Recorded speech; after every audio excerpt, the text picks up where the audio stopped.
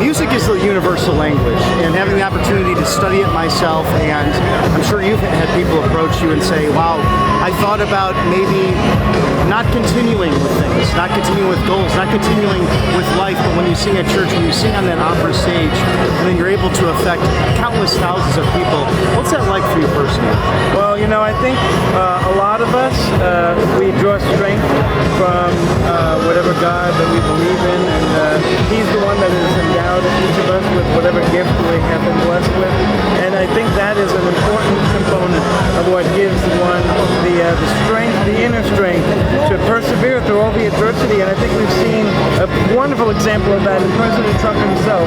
No one on the face of this earth has faced as much adversity as President Trump, and we saw God's blessing and God's anointment at work at Butler when he turned his head at just a critical moment. And he is the one that is going to deliver each and every one of us, and we're just so blessed to be a part of his story.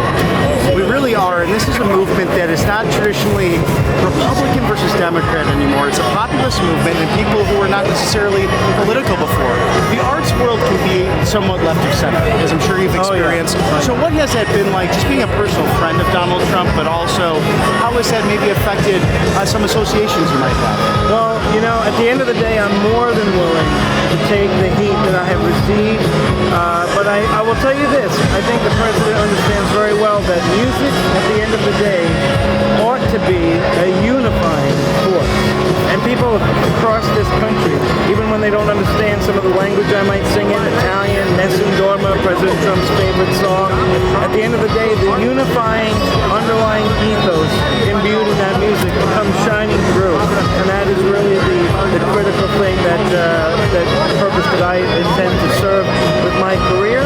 And I hope that all of my music colleagues can get on board with that, because we need to highlight the elevating power that music has to ennoble all of mankind. And that's really, we're all on the same page with that, and I hope that they can join me in that effort.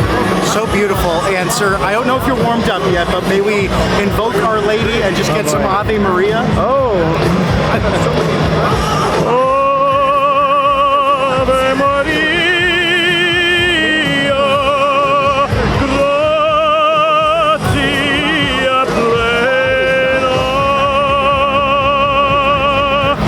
Thank you so much. My personal favorite, Schubert, great composer, and honoring our Lord, Our Lady in heaven bestowed upon us.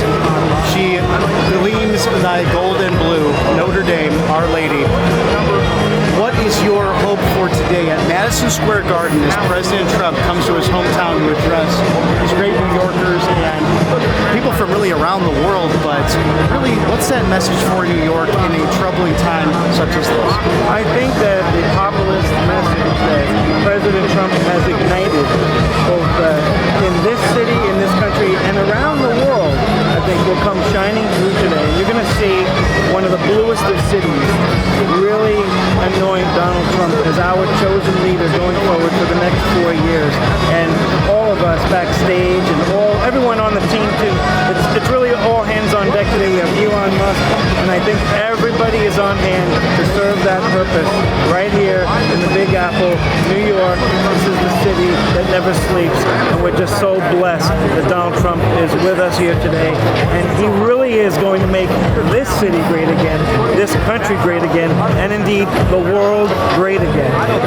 Christopher Macchio, a coalition of the willing, using their gifts and talents not only to glorify God, but to serve this country and get President Donald Trump re-elected as the 47th President of the United States. Christopher, thank you so much for your time and sharing the gifts with us. It's a privilege for me, and thank you so much. God bless you. God bless you, sir. Absolutely.